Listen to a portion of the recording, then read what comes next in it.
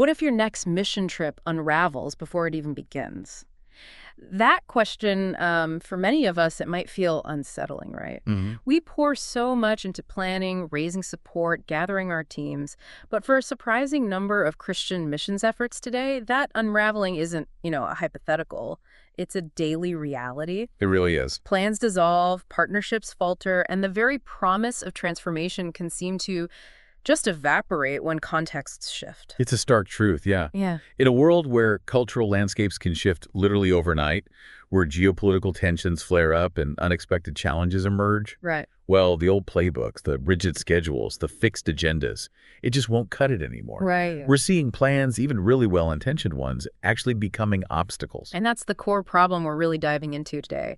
Yeah. If you're committed to seeing churches not just planted, but truly thriving, truly resilient, mastering adaptive thinking isn't just a good idea anymore. It's mission critical. It really is. So our deep dive today is all about unpacking how embracing these, powerful concepts like complexity theory and agile methodology principles that are fueling innovative startups, actually how they can turn uncertainty into maybe your greatest ally. Yeah. Imagine every unforeseen hurdle becoming an opportunity, to strengthen church growth instead of being a crushing setback. And this transformation from that mindset of rigid, fixed planning to one of fluid adaptability, that's truly where the untapped potential lies for global church vitality, for witness right now. Untapped potential. I like that. That's a bold claim. So for someone listening who's maybe felt that frustration, the rigid plan failing, what's the very first shift in mindset they need to make to even start unlocking that? Well, I think it starts with acknowledging that the world isn't static, and neither is God's work in it. Mm-hmm. We need to embrace ambiguity and uncertainty as the very ground, often where God moves, rather than something to just be avoided at all costs. Okay, so for you, the listener, the driving question for this deep dive is, how can missions teams not just survive, but truly flourish amid all this complexity and constant change? This isn't just an operational hurdle. It feels like a defining moment for the growth and vitality of churches worldwide. Absolutely. So why does this uncertainty feel so jarring? I think maybe it's because for decades, we've largely operated under a very different kind of playbook. One I'd kind of call the construction site metaphor. Yeah, that's a good way to put it. You draw up the blueprints, you set the schedule, you execute the build. The assumption here is pretty straightforward. If we plan well enough, the outcome is guaranteed. We feel like we're in control. And that's exactly where the illusion lies. The world isn't an assembly line where A plus B always equals C. It's a living, breathing ecosystem full of beliefs, fears, hopes, histories, wounds. Right. So those rigid plans, meticulously crafted maybe in more stable times, they often become massive liabilities when the ground beneath them shifts. Geopolitical tensions, digital revolutions, evolving cultural norms. You can think of it like this. Many mission-sending structures have ended up resembling dams. They're designed to be immovable, engineered for control, confident that if each bolt holds, life-giving water reaches thirsty souls. Yet, when those spiritual, cultural, socioeconomic currents surge unpredictably, those rigid structures crack. That's what we mean by a fragile paradigm. Projects stall, volunteers burn out. Good intentions can inadvertently breed dependency or cultural dissonance because the plan became more important than the people or the context. The cost of this rigidity sounds, devastating. Wasted resources, burnout, even dependency, like you said. But what about the argument that, some structure, some planning is necessary? Where's the line between healthy foresight and crippling rigidity? That's a really crucial question. Yeah. It's definitely not about abandoning planning altogether. Okay. It's about shifting from the illusion of control to a posture of faithful stewardship within complexity. Our emphasis on detailed plans can sometimes, unintentionally, eclipse the gospel's power to adapt and breathe life locally. It becomes about our blueprint. Instead of God's spirit leading. Exactly. Not God's spirit. There's a real-world example of this, isn't there? A missions team arrived in a Southeast Asian village, plans in hand to build a church structure. Sounds good on paper, right? Concrete, visible, a place to worship. Seems logical. But they soon discovered the local population, who'd been traumatized by decades of authoritarian regimes, deeply mistrusted institutional buildings. Wow. What was truly needed wasn't a building or a schedule of activities. It was trust, relationship. Their beautifully polished plan actually became an obstacle. It was the wrong solution for the real need.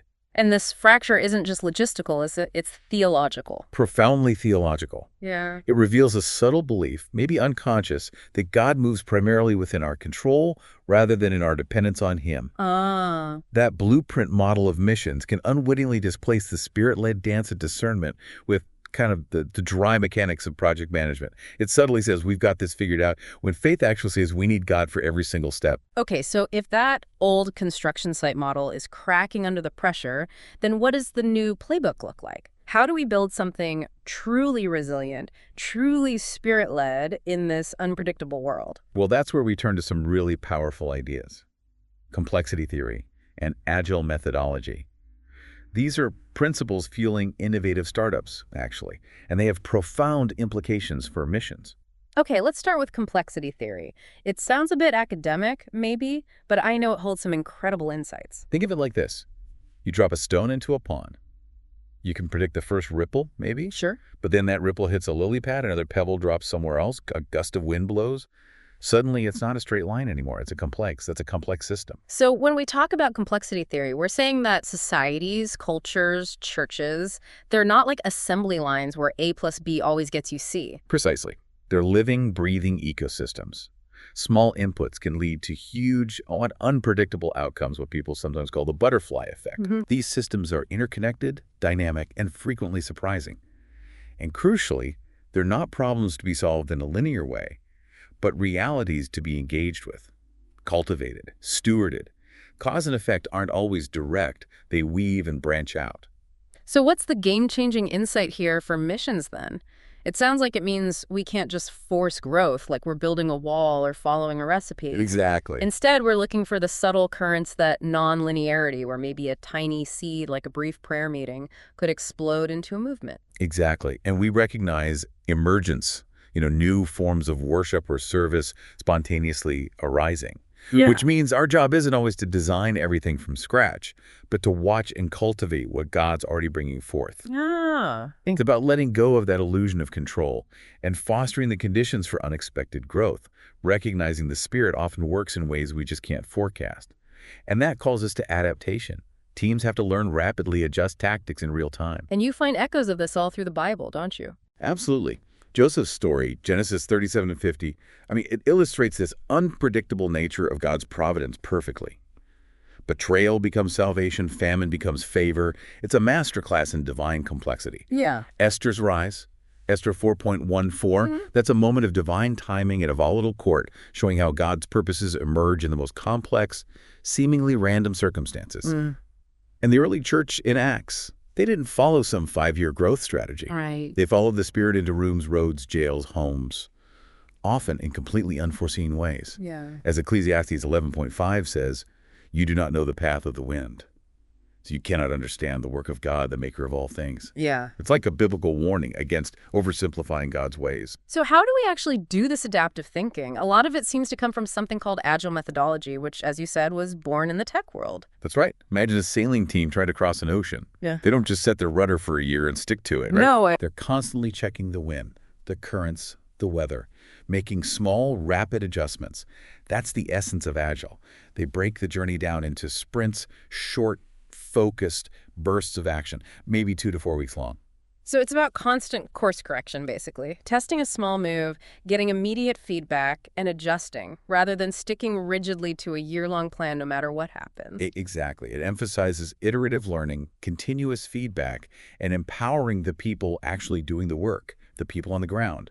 It values people over processes, working solutions over exhaustive documentation, and responding to change over just following a fixed plan. What's really fascinating here, though, is how these Agile principles seem to remarkably mirror biblical patterns. They truly do. It's quite striking. Consider responding to change. Paul redirected his whole journey because the Spirit led him, Acts 16.6, not because of a fixed itinerary. For collaborative discernment, look at the Antioch church in Acts 13. They sent out missionaries after collective prayer and fasting like a communal sprint of seeking God's will together. That's a great example. Iterative learning. Yeah. Jesus sends out the 72, then gathers feedback, adjusts his teaching in Luke 10. That minimum viable step, the smallest possible act of blessing, that parallels the mustard seed analogy in Matthew 13, doesn't it? Yeah. Start small, see what grows. Yeah, it does. And empowered, Autonomous teams.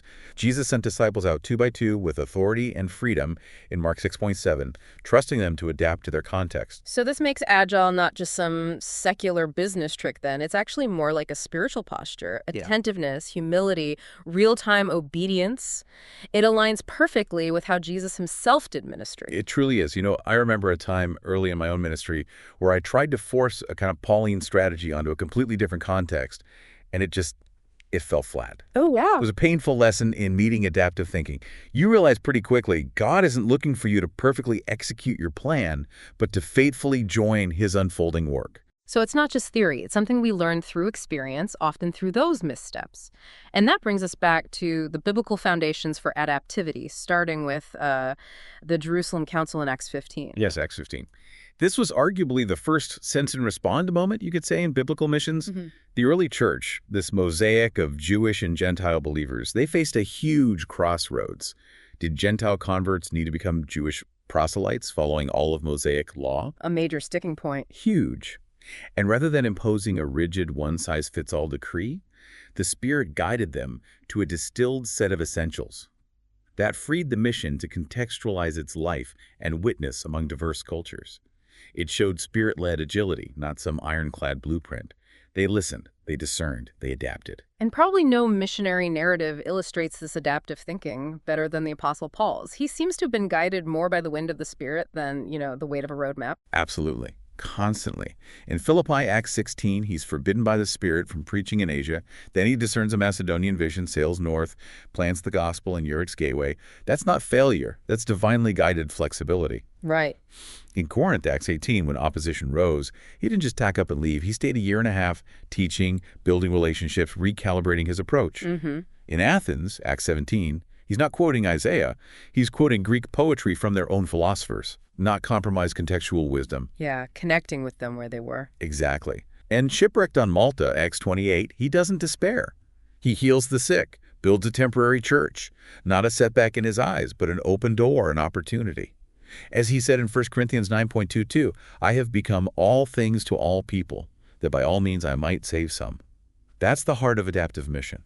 Paul's life really is a living refutation of rigid missions planning. But beyond Paul, Jesus' own ministry consistently demonstrated this adaptive thinking. Consistently. He turned water into wine, not because it was on his schedule, but because his mother pointed to a need in John 2, and he responded. Right. Spontaneously. He paused a synagogue leader's urgent request to heal a hemorrhaging woman in Mark 5, prioritizing compassion for a forgotten individual in the crowd. And he redefined neighbor through stories that shocked the cultural elite in Luke 10, not through some formal lecture. Adaptivity isn't faithlessness. It is in many ways the highest form of faith, trusting God to lead moment by moment. This brings us to that image you mentioned earlier, mission as a living current. Yes, exactly. Not a stagnant pool, not a carefully irrigated canal that we control, but a spirit-fed river, always moving, carving new paths, reshaping landscapes. This image captures the essence of adaptive mission. It highlights that discernment becomes your strategy. You don't try to stop the river. You learn to navigate it, flow with it. Okay, so how do we put this into practice then? How do we stop being stagnant pools and actually become these living currents? You mentioned building adaptive teams today by focusing on 5 interconnected streams, part of that living current framework. Right. The first stream is spirit-centered dependence. This means daily, prayerful discernment, recognizing that our plans are always contingent on God's leading. Practically, this looks like daily team devotions, maybe decision-making pause rituals, where you collectively stop and ask, is this where the Spirit is truly leading us right now? Okay, that makes sense. Second. Second, contextual learning. This is all about rapid cycles. Observe, get feedback, adapt. You achieve this through practical actions like discovery days, actively listening to, engaging with community stakeholders, letting their insights shape your next steps, not just your assumptions. So less top-down, more listening up. Exactly. Third, collaborative leadership. This fosters shared ownership between the sending team and the local church or community, shifting away from a hierarchical model. Practically, this means co-dividing programs together, maybe even rotating facilitation roles, so local leaders are genuinely empowered from day one. 4th stream? Minimal viable intervention. The idea here is start small, test it out, and then scale what actually works, rather than launching these massive, potentially ill-fitting projects from the get-go. For example, Pilot a small literacy class before you commit to launching a huge school, getting feedback every step of the way. Learn as you go. And a last one. And finally, reflective practices. These involve structured debriefs, storytelling, capturing knowledge, ensuring you're learning from every experience, good or bad. Practical actions include weekly postmortems, honestly assessing what went well, what didn't, without blame, and maybe celebrating success stories together. Beyond these 5 streams, building truly adaptive teams sounds like it also means practical steps in, like recruitment and training. Definitely. Recruit for character over just curriculum vitae. Look for humility, cultural curiosity, a teachable spirit in your team members. Yes, that's key. It's also about training and complexity awareness. Introduce the basics of systems thinking and adaptive leadership during pre-field orientation. And embed reflective rhythms, carve out dedicated time for what did God show us this week, not just did we finish the lesson plan. And partnering locally. Absolutely. Partner with local first responders, identify those community catalysts, maybe teachers, health workers, artists who are already immersed in the context and can co-author mission initiatives, and perhaps most importantly, shifting how we measure success. Measure health, not just numerical growth. Track flourishing in relationships, signs of spiritual maturity, overall community well-being, alongside things like baptisms or attendance numbers. That's a big shift. Now, for a practical framework, Agile missions in action. You said it begins with listening, not launching. James 1.9, be quick to listen, slow to speak. Right. This involves deep, empathetic listening, maybe through ethnographic interviews, cultural immersion, community mapping. The goal is build trust first and reveal what's truly needed before any program is even whispered about. Then you define a minimum viable blessing. I like that phrase. The smallest, simplest initiative that could bring blessing and insight. Yeah. Could be just a storytelling night, a shared meal, a co-led Bible study. You test it, learn from it, and then iterate based on the feedback. And you work in sprints and feedback loops. Plan in short cycles, maybe 2-4 weeks. Gather feedback constantly. What went well, what didn't, what are the spirit and the community sensing? Then you adjust accordingly for the next sprint. And crucially, empower local leadership early. Agile principles value decentralized authority. So releasing local believers from day one as co-architects, ensuring their insight, their voice, their leadership are essential. Absolutely essential. Finally, you measure what truly matters. Shift your KPIs, your key performance indicators, away from just attendance or events, towards deeper metrics. Depth of relationship, spiritual curiosity, genuine growth, evidence of justice, reconciliation, community health. Okay, so how does this actually play out on the ground? We have some powerful stories, right? Take the Bethel Village Church transformation back in 2019. A traditional mission team arrived with a fully loaded church planting curriculum. Yep, a standard procedure for many. But attendance lagged, local leaders grew distant, something wasn't clicking. So what happened next? That changed everything. Well, they paused. Instead of just pushing their agenda harder, they invested a whole month just having coffee conversations in homes, asking simple questions. What hurts here? What hope do you carry? Just listening. Just listening. And out of those conversations, not their original plan, emerged a community garden project initiated and led by the village elders themselves. And that garden, something so seemingly simple, became the new foothold for sharing the gospel. It sounds like they shifted from being program deliverers to genuine companions. Exactly. And that posture of accompaniment, of walking alongside, led to a 200% increase in Indigenous leadership within just a year. That's not just a statistic. That's a whole new way of doing mission rooted in listening and adapting. That's amazing. Then there's the mission that wasn't in 2021. A team planned a 3-month English teaching program in North Africa, but political tensions exploded just 2 weeks before they were supposed to leave. Yeah, flights canceled, visas revoked. Talk about hitting a wall. Totally. So what did they do? Just give up? No. Instead of calling it off, the team met virtually and asked, okay, what does God want us to see in this situation? They felt redirected through prayer and discernment to a diaspora community in Europe, a neighborhood full of North African refugees. Wow. They rewrote their entire plan in 1 week, pivoted their curriculum, and launched a digital mentorship platform connecting with those refugees. So what looked like a completely failed mission became this thriving gospel bridge to people who had fled the very region they had planned to serve. Failure repurposed into fruitfulness. That's incredible. It really highlights how flexibility isn't a weakness. It's a spiritual strength when you're genuinely trying to connect to God's leading. Another amazing story is Nairobi's Network Church. A team of young professionals started with the plan to plant a church in a low-income district. Pretty standard goal. Right. But as they immersed themselves, they started to see the real felt need wasn't another building. It was economic dignity, jobs, skills, opportunity. Okay, so they pivoted. They pivoted. They launched micro-mentorships with local entrepreneurs, pairing business coaching with spiritual formation. And from these relational networks, organically, house fellowships started to emerge. Then shared leadership structures. Then collaborative outreach projects driven by the community itself. So the church plant wasn't a building at all. It was a living system, shaped by the needs and the wisdom of the people they were serving. Agile thinking didn't dilute the gospel there. It actually embodied it by meeting people right where they were. Precisely.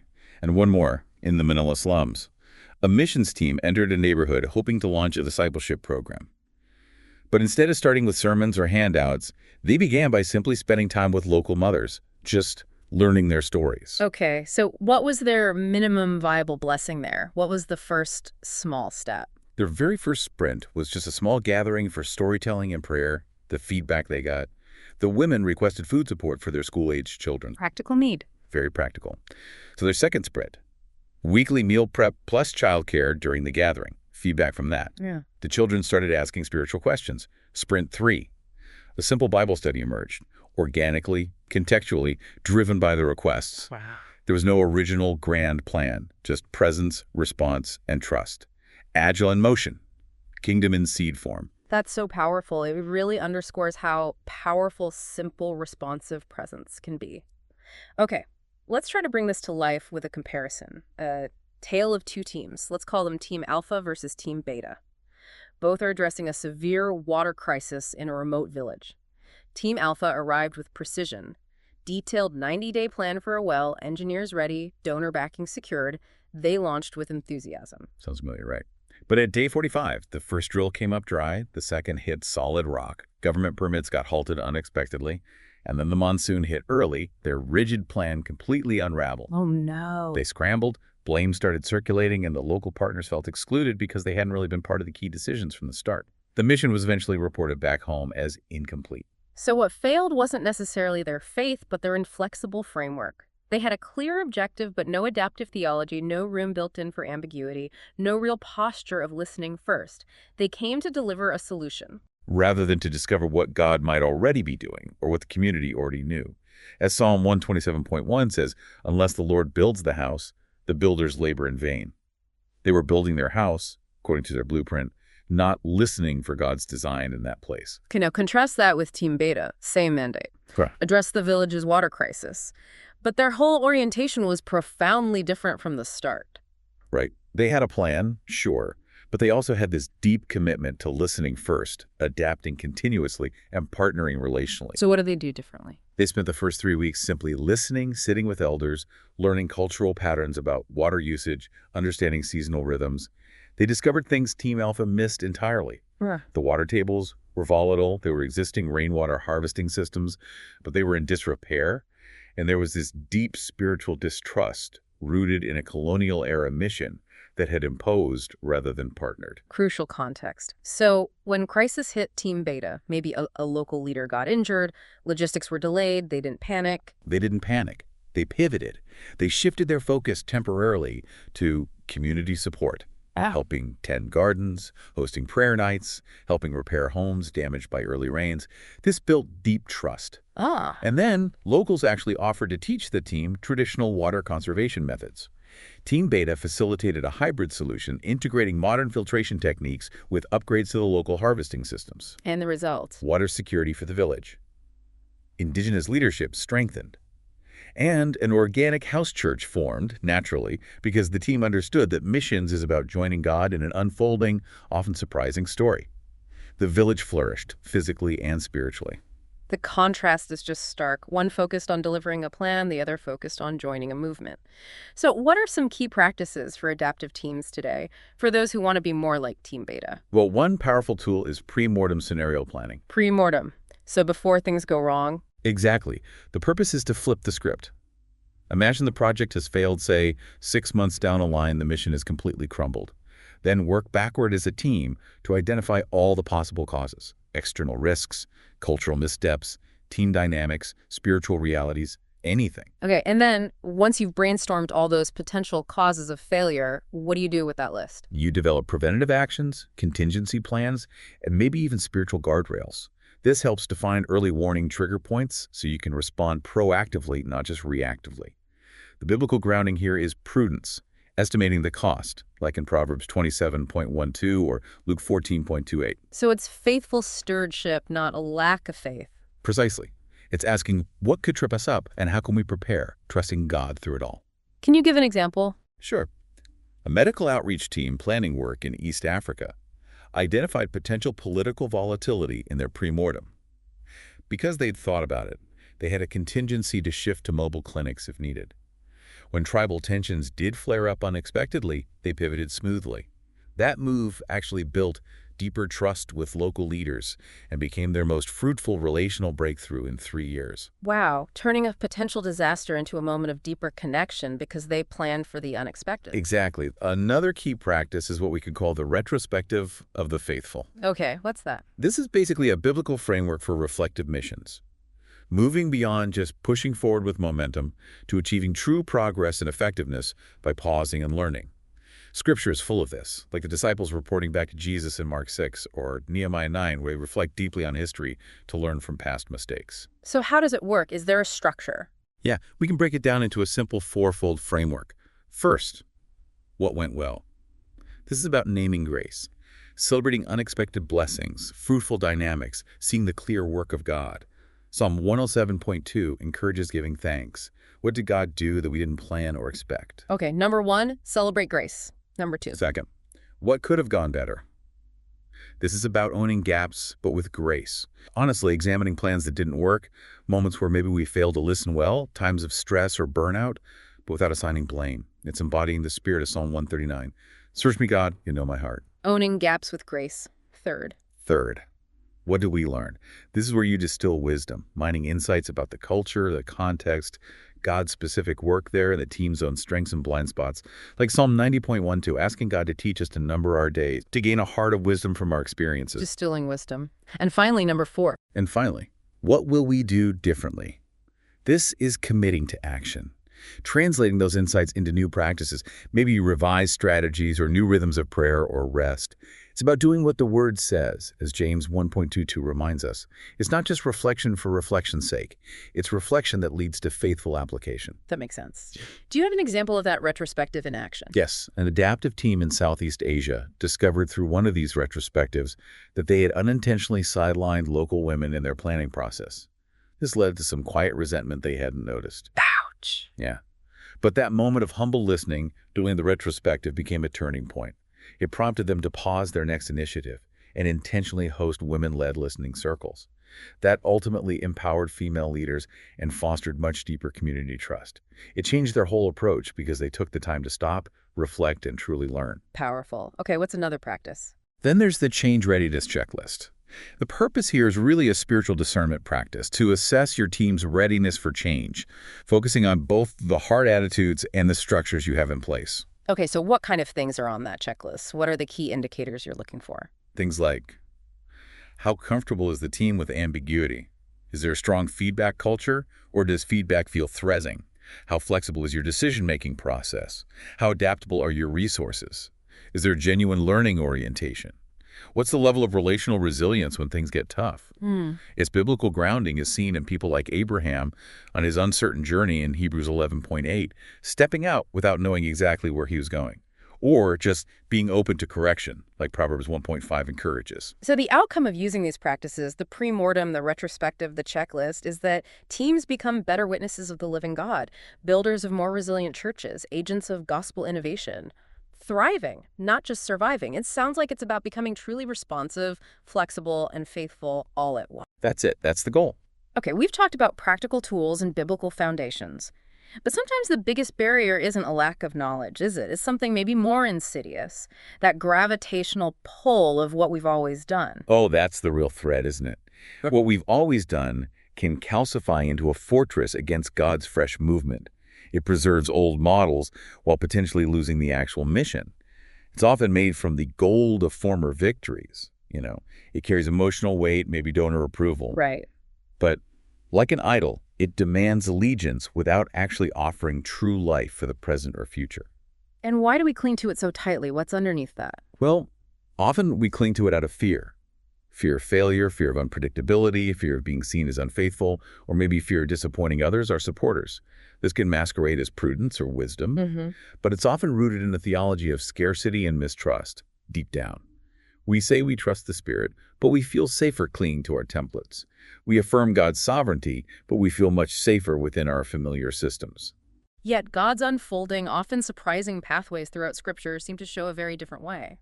Absolutely. Yeah. Think of Moses striking the rock. In Exodus 17, it worked. God provided water. But in Numbers 20, God gave a new instruction, speak to the rock. Moses repeated the old method, striking it again, and faced profound consequences. Past miracles don't guarantee future methods must be identical. That's a powerful example. Or Jesus' healing ministry. It showed such varied approaches, sometimes speaking, sometimes touching, sometimes even getting in mud. It demonstrated responsiveness to the specific person and the moment, not being bound by one single ritual or method.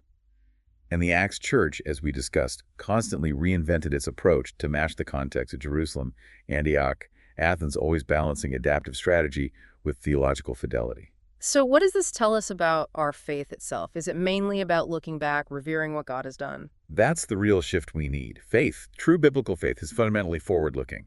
It's not primarily about clinging to nostalgia. It doesn't just ask what worked before. It asks, what is God doing now? The Holy Spirit is often a disruptor, not just a manager. And following the Spirit requires risk, prayerful experimentation, sometimes even a willingness to look foolish for the sake of the kingdom.